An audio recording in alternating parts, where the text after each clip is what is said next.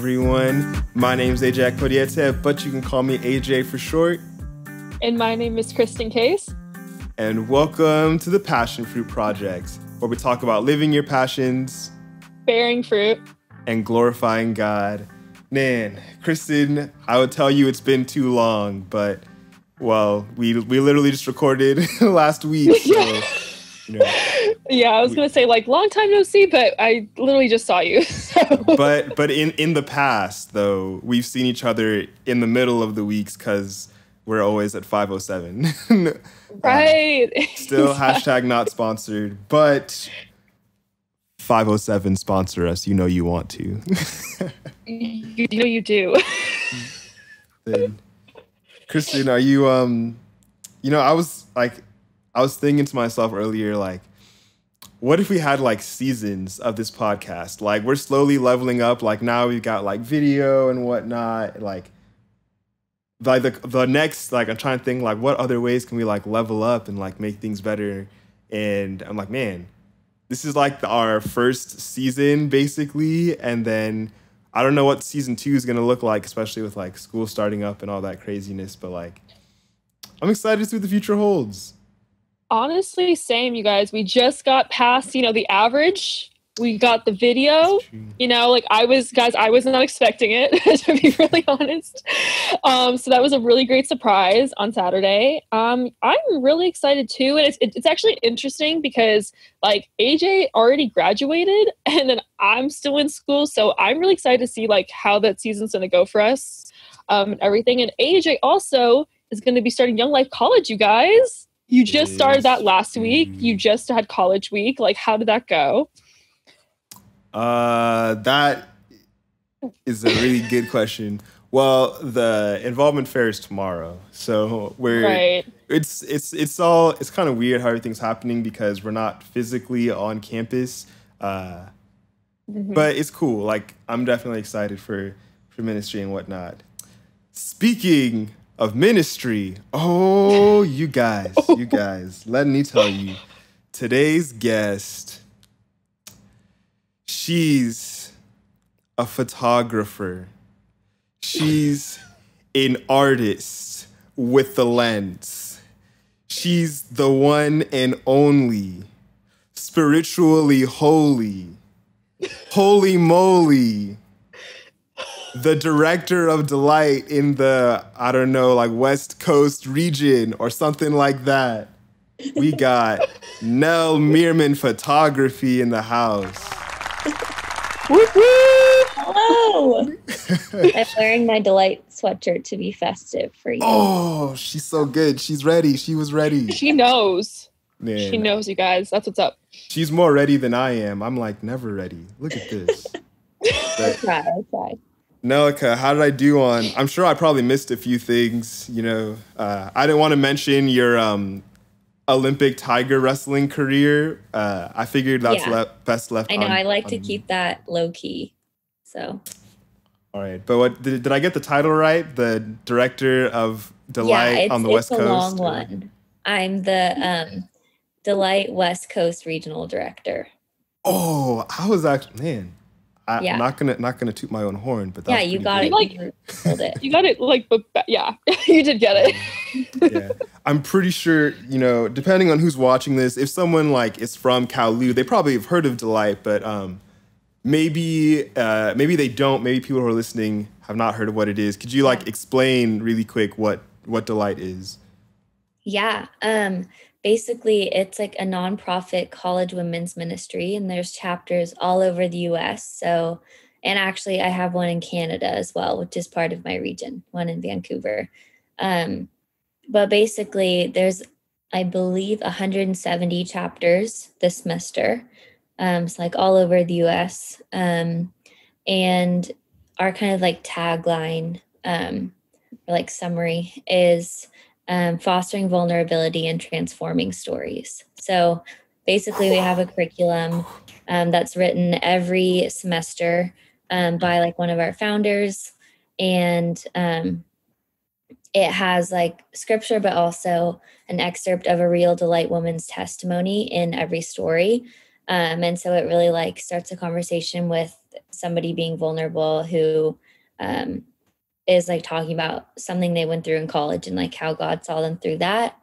And then we kind of like break into small groups and discuss after like some other things at our meetings. But yeah, it's like really awesome community. And it's in a ton of different universities all over the US. And I have 20 of them under my wing this year, which is fun. Wow, that's crazy. Wait, can you say that line again? Say the transforming vulnerability, that thing, say that again. Fostering vulnerability and transforming stories. I know, pretty good. I saw hard. AJ's reaction through that, and it was funny. I just as soon as you said it, I think he had like think about it, and then he was like yeah, big. But that's awesome. I'm not sure who wrote that line, but they did a great job, I think. So yeah, and whoever they are, they deserve some copyright money. Like every time someone says that. But I probably owe them a lot of money. I pretty much say that whenever I explain it to anyone. So man, that's amazing. So they know what Delight is. You're the West Coast Regional Director of Delight Ministries. I probably said that in the wrong order, but I know I said the right thing. No, that was great. Love it. But you're also a photographer. You started your own business in the last couple years. You have your own website, your own Instagram page, all this cool stuff going on. Could you kind of give the people an idea of kind of like what you do and why you do it? I was looking at your About page and like some of the stuff on your website, and you don't just do photography. You have a certain way that you describe what you do that I think is so transcendent. So like, I want you to explain what you do for the people. Yeah. Well, I specialize in like weddings and couple photos. Those are like my favorite things to capture. And portraits in general, but specifically couples and weddings. And I think a couple shoot and a wedding day are really different. But for a wedding day, wedding days can feel really hectic. I don't know if like either of you have like either been in a wedding party or just like even attending a wedding, you can kind of feel that it's like always fast paced and there's a lot going on. And especially like with like, if they don't have a wedding coordinator, or even if they do, it's still like there's a lot that has to happen in a certain amount of time. And it always like seems like they are like moving along the timeline, sort of like, oh, now cocktail hour. Oh, next this, there's like a schedule. And that can feel like a little bit stressful. And a lot of like family dynamics like come out, like sometimes parents have a hard time like letting their kid go. Like there's like so much that can happen. So I like really focus on having like a moment of like peace with the couple. That's one thing that I worked with another wedding photographer and was her intern for about a year, my junior into senior year of college. And she had this thing where we would like go give the couple some space and like basically tell them a few different things. Like the first thing was like, okay, just like hug each other like you just came home from a really hard day and just like hold each other for a second. And then we'd like have them look into each other's eyes and like answer a question or like say something they love about each other, something along those lines. It's kind of different for every couple. But yeah, just like I try to kind of incorporate a moment to slow down and like be present, because a wedding day is frequently like somebody's favorite day and like the most special day of their life. And it can go by really, really fast. And there are like a lot of people being like, hey, come do this, come take a picture with me, like come do all these things. And so many people want to say hi to you. And it's like to the couple, and it's like can be really overwhelming. So just making sure they've taken time to breathe. And I always like have the like maid of honor and best man like make sure that the bride and groom are like they eat dinner and like are having enough water and that kind of stuff, because people kind of like pull the bride and groom in every direction because people want to congratulate them and want to see them. And So it's like sometimes hard for them to like get their basic needs. So that's something I try to keep in touch with. And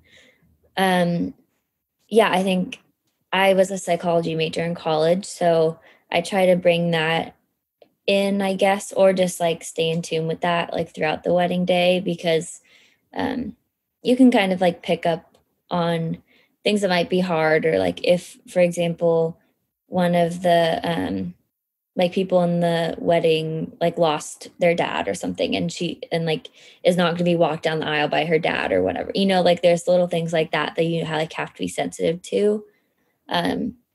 Yeah, so I know that was a very long-winded answer, but I would say like just trying to keep them present and keep them like calm.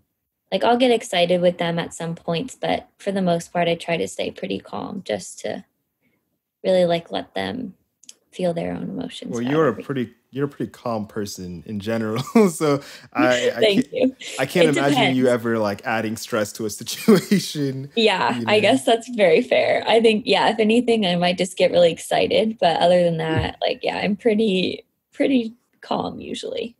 Well, you'd have to ask my friends, I guess. Sometimes I'm not. I don't know. Wow.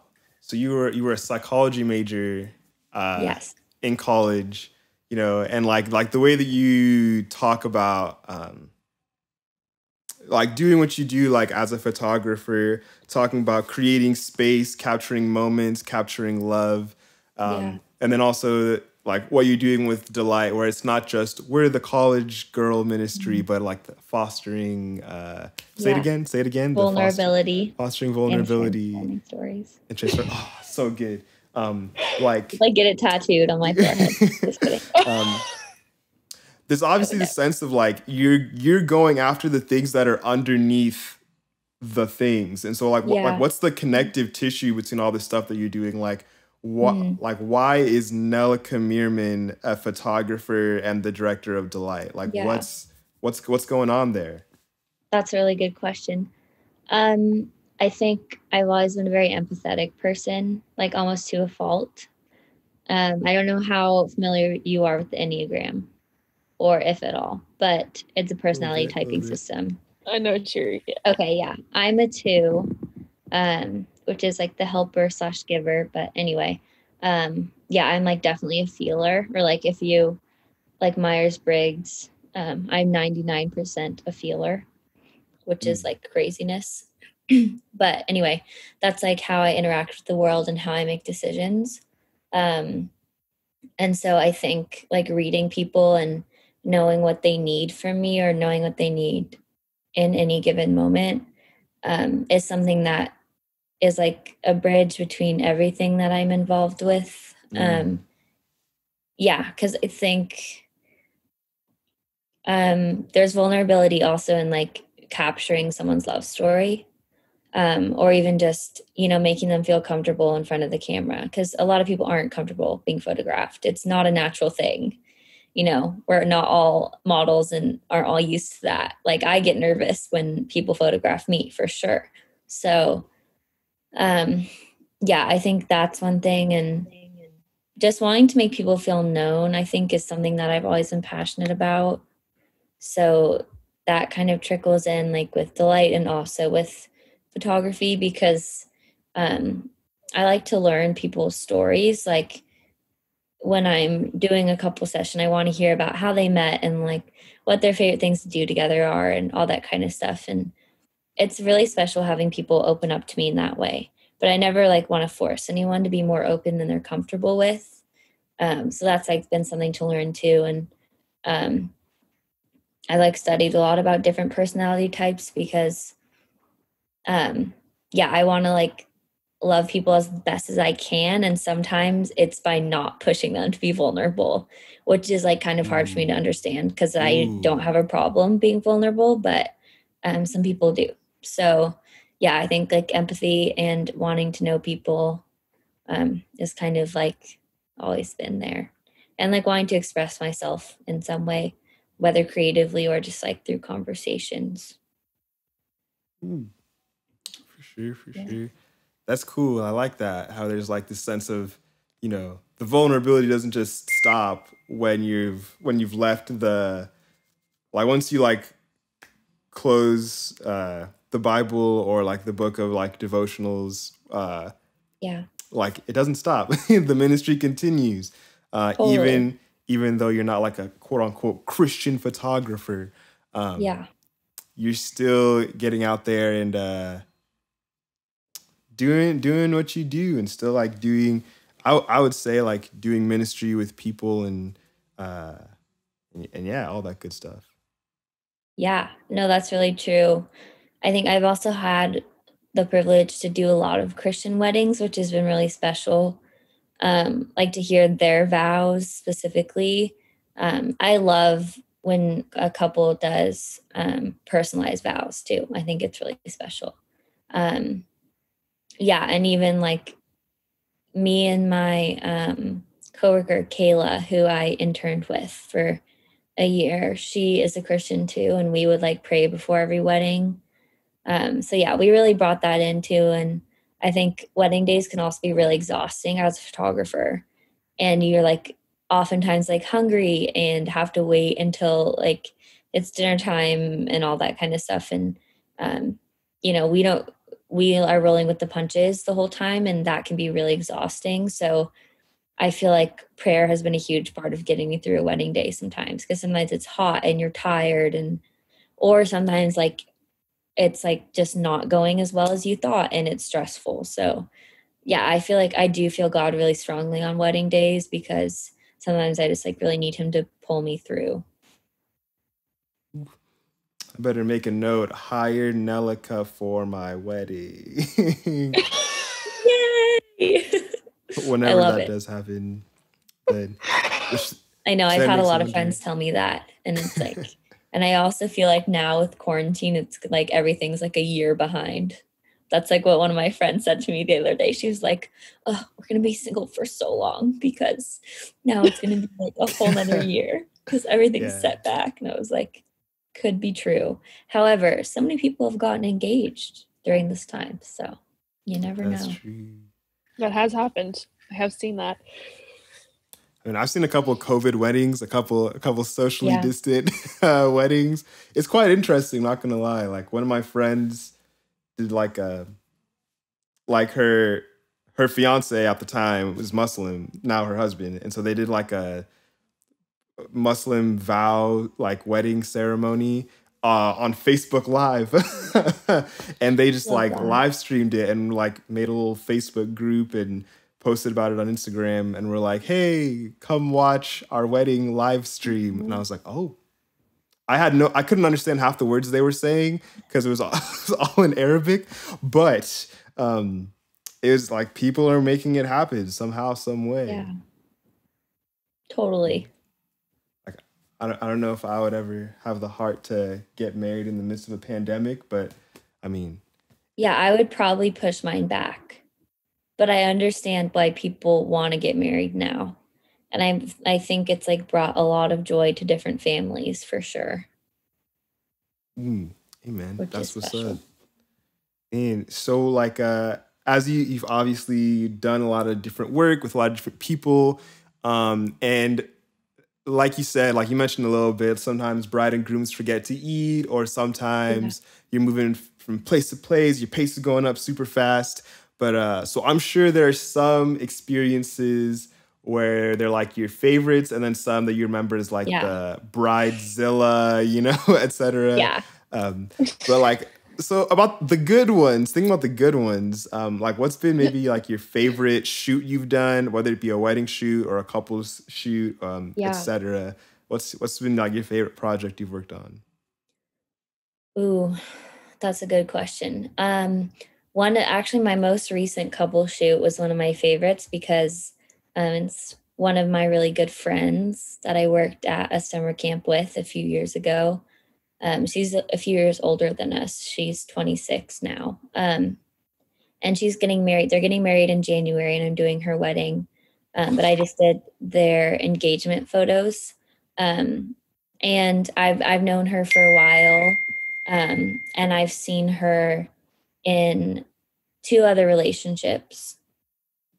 And just like seeing the way that her fiance loves her and like how much she loves him was like super incredible. And I just like hearing more of their story was really awesome. And I think that's really, it also, there's a lot of things that go into like what is my favorite. A lot of the times it's like the connection that I have with the people. So some of my other favorites have been with two of my friends, Emily and Micah, who live in Seattle. And that's because like the weather and lighting has been really cool. Like I love shooting in the fog, or even sometimes the rain. I shot with Emily and Micah in the rain in Seattle. I'll pull up a photo and show you. But yeah, those for couple shoots, those are my favorites. Like Emily and Micah, and then Sammy and her fiance. And then I think one of my favorite weddings was in San Diego, and it was in like on a really foggy day. I guess I love gloomy lighting. I'm actually thinking about maybe moving to Seattle next year because I love gloomy lighting so much. So stay tuned. We'll see if I do that. But interesting. Yeah, I think that day was just really beautiful, and also like just people's stories. So like that wedding,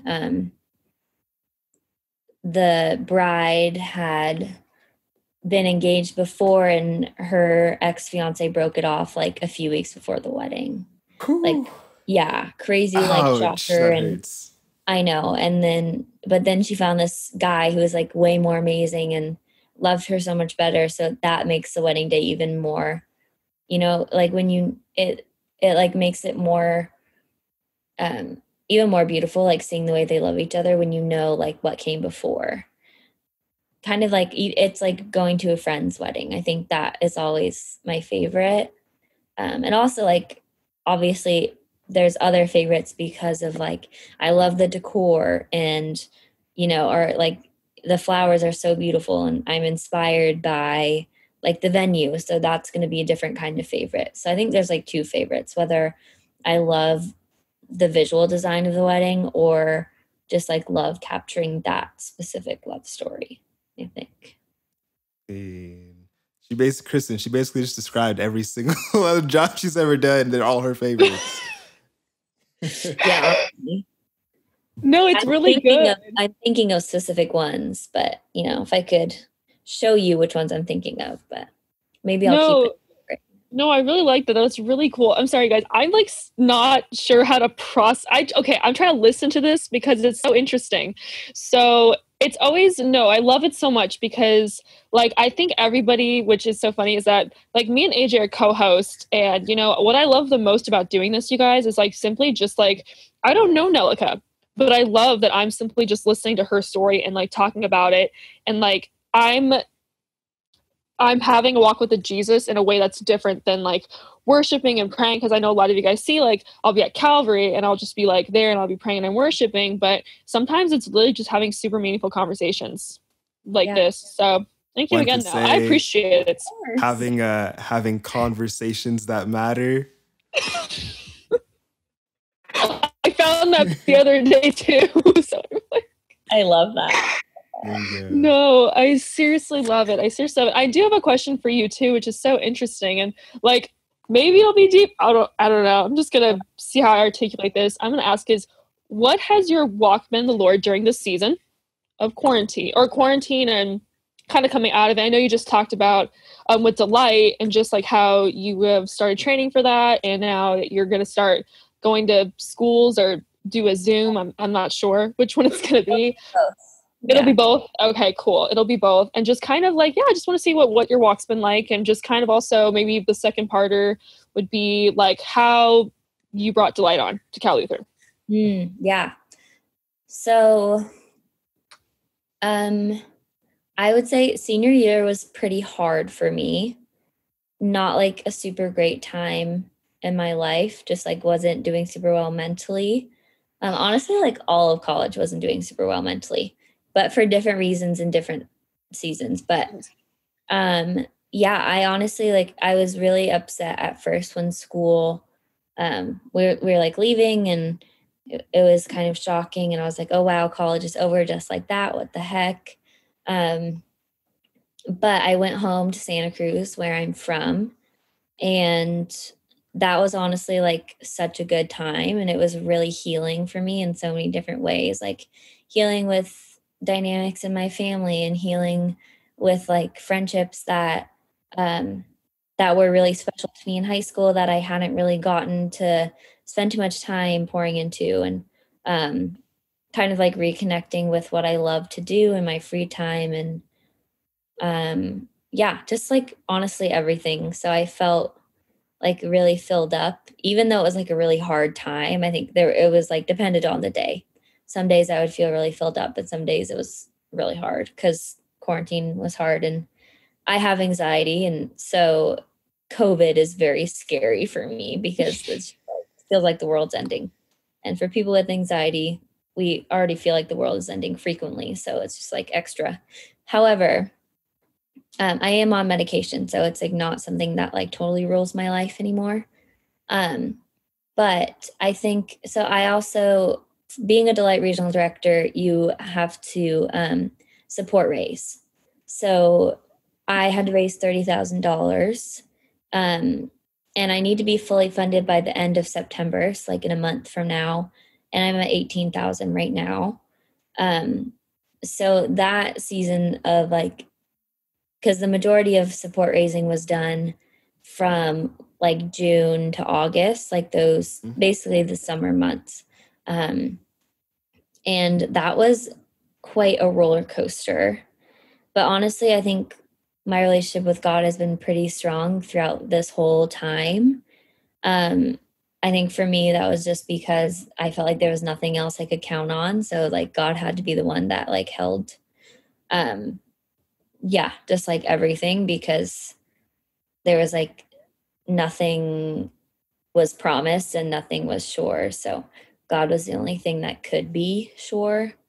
So that was kind of a cool reminder that I feel like a lot of people needed in this time. Yeah, but with support raising, that was like a lot of sometimes like doubting and being like, God, how the heck are you going to provide this money when like people are financially hurting? And there's still a little bit of that, but when I like take a step back and think about $18,000, that's a ton of money that I raised. So that feels really good.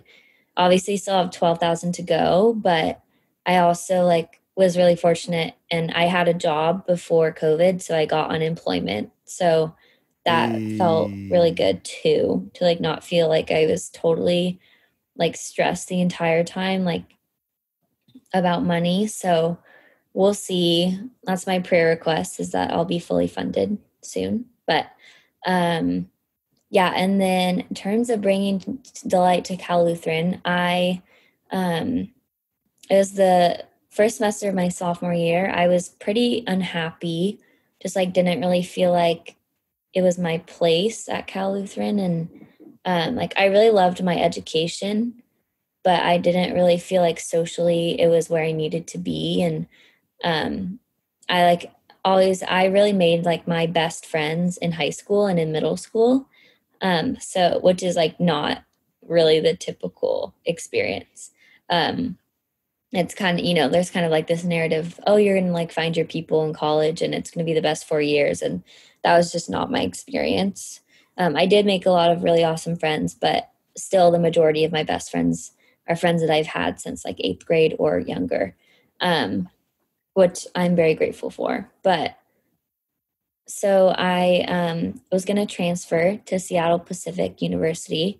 Was like pretty much had my heart set, like told all my friends. My family really didn't want me to.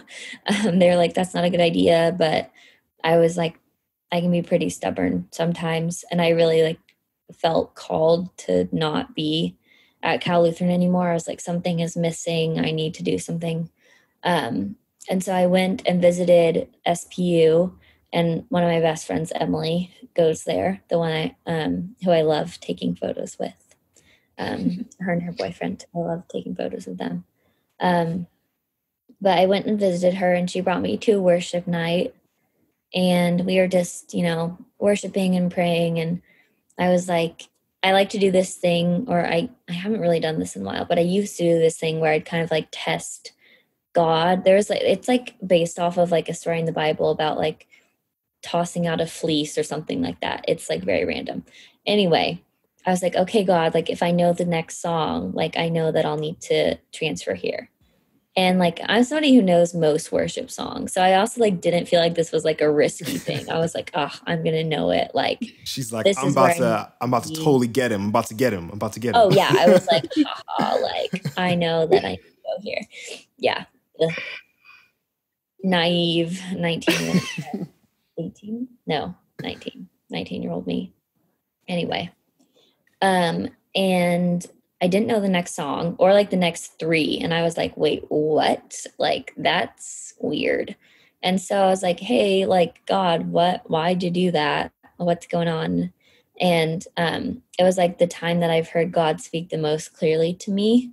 And he was like, if you transferred here, you'd easily have the life that you want. And I was like, cool, like, let's go. I'm going to have the life I want. Like, I'm going to be happy and feel fulfilled and all that. And he was like, but I'm not going to give you something that's easy. And I was like, excuse me, why not? Like, I would like that. Wouldn't we all? Excuse me. And yeah, I know I was feeling very sassy towards God. I was like, that's not what I signed up for, but okay. And then he was like, you're going to start Delight at your school. And I was like, what's Delight? Like, I've never heard of that. I'd seen it once on Instagram, but I didn't know what it was. Like, I knew it was something with college and girls and Jesus, but like literally bare minimum, did not know. I'd seen one Instagram post.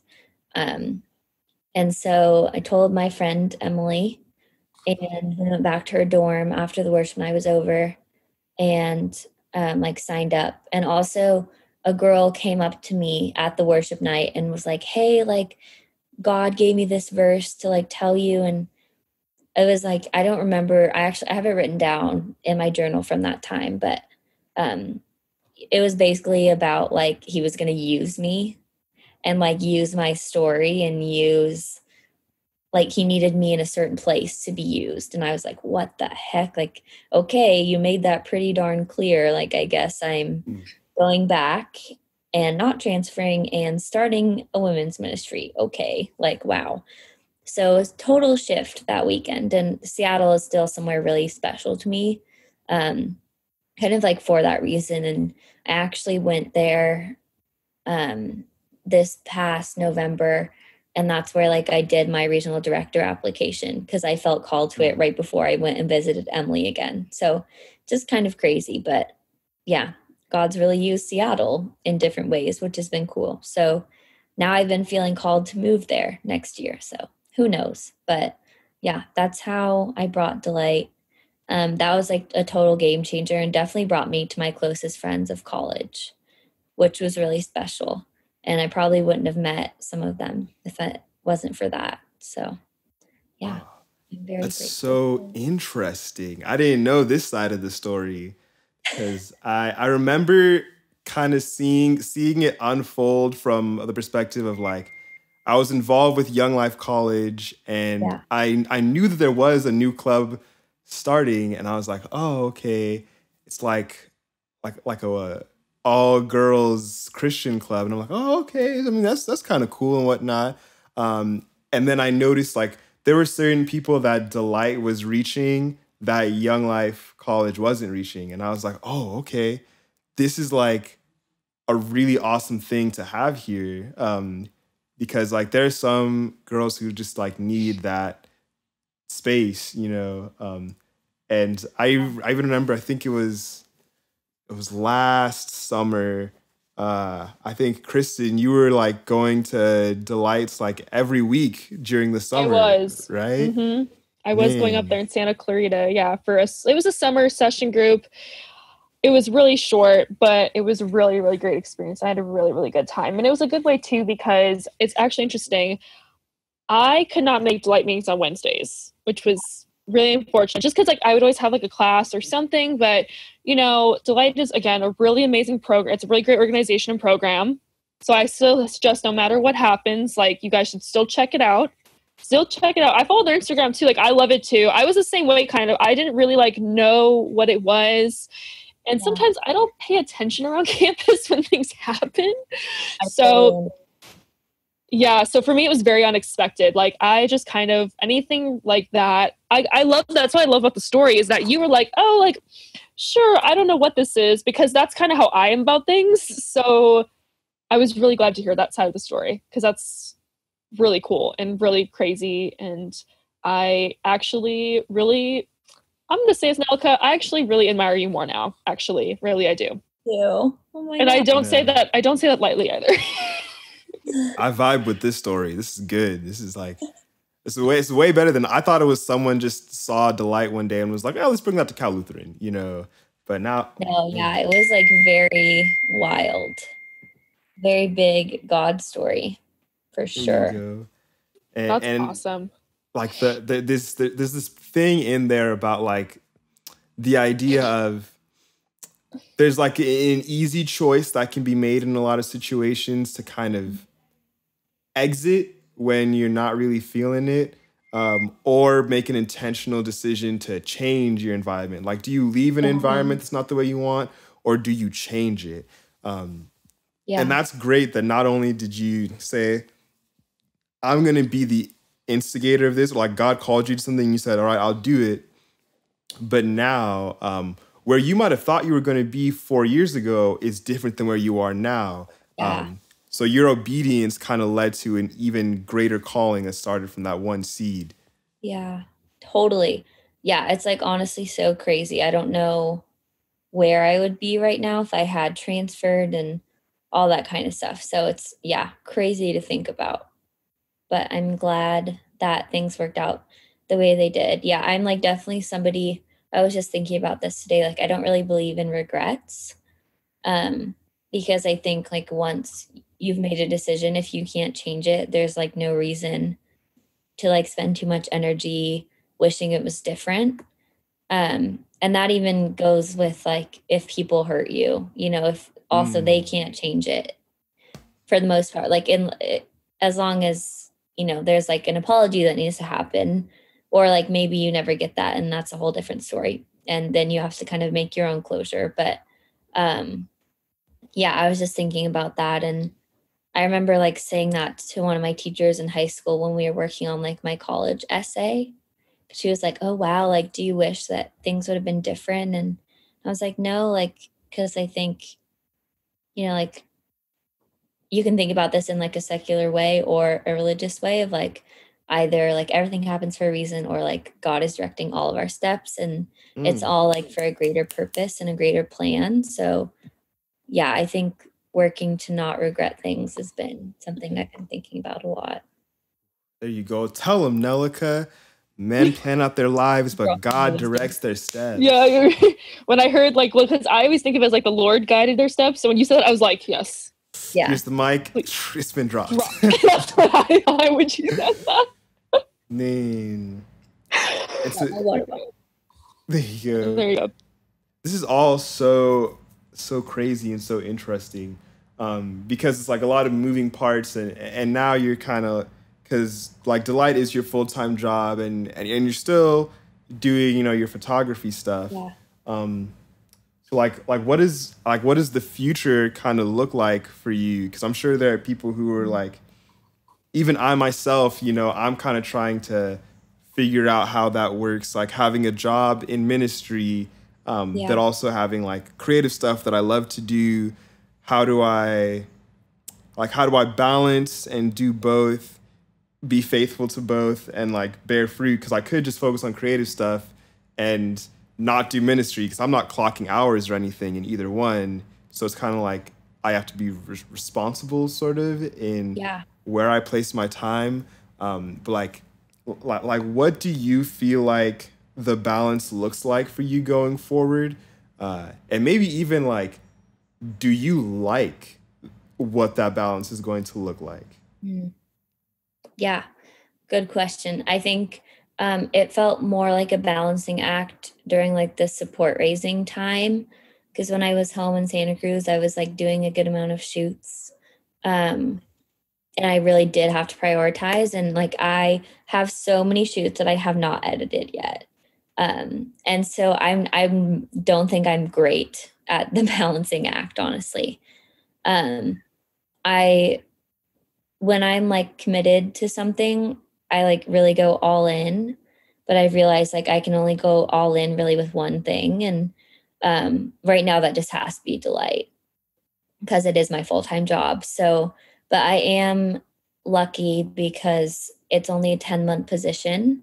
So I could choose to go do it again, but usually people don't. It's kind of like designed to be a gap year sort of thing. So that's kind of my plan is, live out the 10 months and, I'm doing as much as I can in my free time with photo, but I also need to have like a social life and have rest and all that kind of stuff and like not be working constantly. Which is for sure a balance that I was not always great at. Like even in college, I was always balancing doing photo and doing school and working. Like senior year, I worked at Anthropology, had weddings almost every weekend with Kayla, and like had a full load of school. So first semester senior year, like I really didn't socialize nearly as much as I wanted to. It was like very, very busy. And definitely like I'm somebody who will for sure like just stay up really late working instead of sleeping as much as I should. So that's been something I felt convicted about a little bit. But I think the balance like after this year is like the goal really is to go full time with photography. I might need to have some kind of like side job just to like feel secure financially and just really like not put too much pressure on myself. Like I loved working at Anthropology, so I might try to work there again or something. But honestly, like I have no idea what my life is going to look like 10 months from now. I don't think any of us really do because, one thing we've learned in the past 6 months is how unpredictable everything is. But if I were to guess as of right now, I would say that I'll be full time with like my creative goals and like probably picking up the slack in other smaller ways, but like the balance would be like more photo and less other work instead of what it is now. But I think I'll always probably do ministry in some capacity. Maybe just like being involved in a church or in some way or whatever it might be, like leading a small group. I don't know what that'll look like. I think it'll depend on where I'm living and, what the world is like. But I think it would feel weird now to not have ministry in some capacity be part of my life because it's been like for the past 4 years, it's been such a huge part. And even like growing up, I was on the worship team at church, like since I was like 5. I sang the kids song, fun fact. Oh man. It's like at Lutheran church, and we like had a time during service where there would be a kids song. Basically, it was just a worship song, but like one that was like we all knew or something. And so I would lead that one and then go practice for the next one during Sunday school. So that's another little fun fact about me.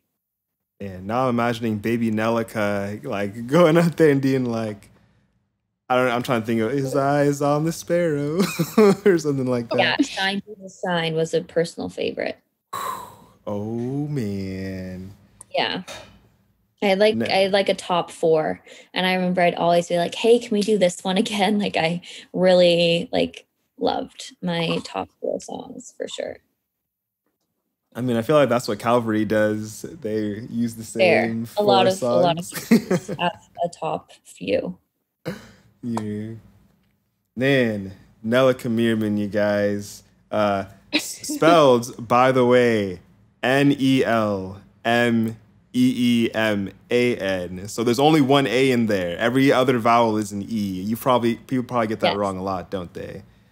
Yeah. So yes. People mostly get confused with my first name for sure. There you go. You just have to pretend that the last E is an A. Oh. Yeah. Okay, I could see that now. Now that I'm saying your name. Nelleke. Yeah, like with an A. I can see that. Yeah, I'm sure you probably got Nelleke, Nelleke. Linguistics lesson as to why it's spelled the way it is. Yes.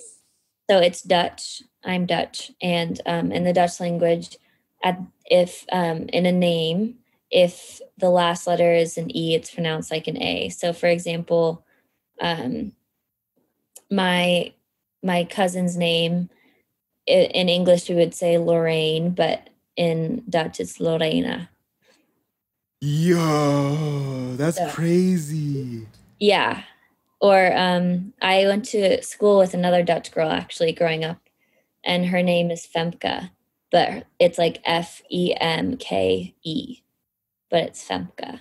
So there you go. Now you know more about Dutch. That's what's up. Ooh. Okay. Nelleke, as we kind of bring this show to a close, you know, it's only a 45-minute show. I wish we could just sit here and chat forever. But you know, there's probably someone out there who's trying to kind of figure out this whole thing, like with creative goals and pursuits, but also a heart to do ministry, you know, and maybe they're like you and they really want to help people. They really want to be a giver, or they just are a giver. They want to find a way to do that in a way that makes sense. They want to do creative stuff. They want to do ministry. What advice would you give to that person who's maybe wondering if it's even possible to do it? I would say first, like, you have to listen to God, because I was very hesitant and frustrated when I was first called into this job. I was like, God, no, I just like spent all this time building my website and like I'm ready to go full time. Why the heck are you making me be a regional director for a year? You know, and so I think, but as soon as I like took that step in obedience, that's when that like all turned into excitement. So I think, yeah, the first thing I would say is like really just be open to what God is calling you to. And that might be that he's calling you to be fully creative. And like ministry is like a side small thing, like where you are just doing it like Wednesdays and Sundays or something. But yeah, I think like the most fruit will come when you're actually listening to what God is calling you to do. And oftentimes it's not what we expect or necessarily want or think we want. So yeah, I think that's like the biggest lesson I've learned is like humbling myself in that way of like, oh, but like your plans are higher than mine. And sometimes that's hard to remember. So that, and then also just like, I would say with creative things, like invite God into that, because he gave you that talent and gave you that passion, and anything can be used to glorify him or like bring people to him. So don't be afraid to do that, even in like subtle ways. It doesn't have to be, you know, like this loud, like, oh, I'm doing this all for Jesus. Like, that's awesome if that's how you want to frame it. I'm not somebody who's like that open with those kinds of things. Like, I prefer to evangelize in a quiet, like secretive way. But it depends on the person. So yeah, like stay true to who God has called you to be, like invite him into those things, and be honest with yourself about where he's calling you. Explosion sound effect. I really need to get some sound effects. And then Nelleke Meerman, y'all, she just, I feel like I need to go pray now, because Nelleke be really convicting me out here. Well, I always try to like, usually after every show, I usually try to pray for the guests. So I will be praying for you now on just, I know for your support and raising. I know that you had Razor, and I remember it was on Instagram. So I remember I reached out about that. So yeah, I'll be praying for you, bud. Thank you. Mm-hmm. All right, it's that time. You know what it is. It's the lightning round. Oh Nelleke. boy. Nelleke, I have 7 questions for you. These are questions that I searched long and hard to find. Some of the most complex and some of the most thought-provoking questions this side of the Mississippi. Okay, and I'm ready. Your goal is to answer them as fast as possible. Fast as possible? Yes. Okay. The current record holder is Travis with 29.12 seconds. Okay. My heart is beating so fast right now. No pressure. All right. So we're going to start in 5, Okay. 4, 3, 2. What's your favorite ice cream flavor? Chocolate chip. Favorite movie? Pride and Prejudice. Favorite vegetable? Broccoli. What's your spirit animal? Dolphin. Ever broken a bone? Yes. Any plans for world domination? No. Would you rather have hands for feet or feet for hands? Feet for hands. Yo, she was so ready. Did you watch the last episode? Is that how you knew all the answers? Man, this is ridiculous. Nelleke, so the time you were trying to beat was 29.12 seconds. Your time was 23.46 seconds. What in the world? Man, you're really on your game. I'm going to be honest with you. Some of those answers shocked me. I shocked myself. So. Oh, okay. But it really is. It's whatever comes to your mind. So, you know? Okay. Wait, you said feet for hands, right? Yeah. Man, I feel like that sounds so like... I don't know if I agree with... It'd be troublesome, you know? Like... I think that I would change that one. But again, we don't believe in regrets. So. Oh, that's true. Okay. What I said is what I said, you know? That's right. On that note, Nelleke Meerman, I didn't even mean to be so profound. It just kind of happened. What can I say? Follow her on Instagram, nellmeerman.photo, NELMEERMAN.photo. The link to her Instagram and her website are going to be in the description down below. That's why I'll probably like find a way to put your Instagram like on screen somewhere now that we're like actually doing video and all that good stuff. But man, Nelleke, thank you so much for being on and chatting with Kristen and I. And seriously, thank you for having me. It was so fun. All right, well, you guys know what it is. My name's AJ Akpodiete, but you can call me AJ for short. My name is Kristen Case. And thank you for watching the PassionFruit Project, where we talk about living your passions, bearing fruit, and glorifying God.